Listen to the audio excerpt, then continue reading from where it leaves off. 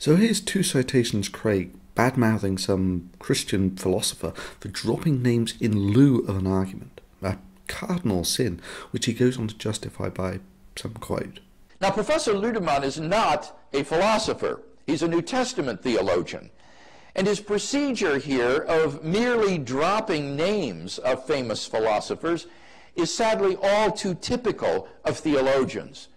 Thomas Morris, a Christian philosopher, comments in his book, Philosophy and the Christian Faith.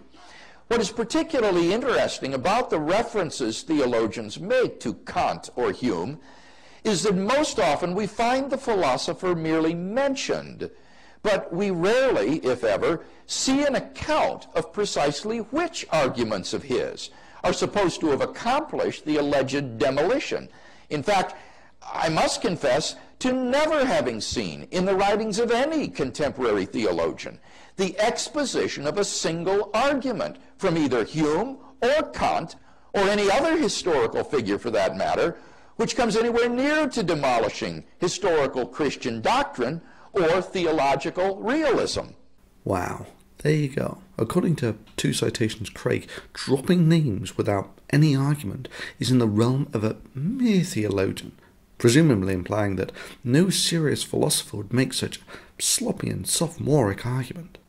So let's see how a professional philosopher tackles the substance of this theologian's argument directly after chastising him for the clear philosophical impotence of merely dropping names with all of the arguments detached. Take it away, two citations. Or theological realism. Hume's argument against miracles was already refuted in the 18th century by Paley, Less, and Campbell, and most contemporary philosophers also rejected as fallacious, including such prominent philosophers of science as Richard Swinburne and John Earman, and analytic philosophers such as George Mavrodes and William Alston. Even the atheist philosopher Antony Flew. Holy shit. And his procedure here of merely dropping names of famous philosophers is sadly all too typical of theologians. Humiliation.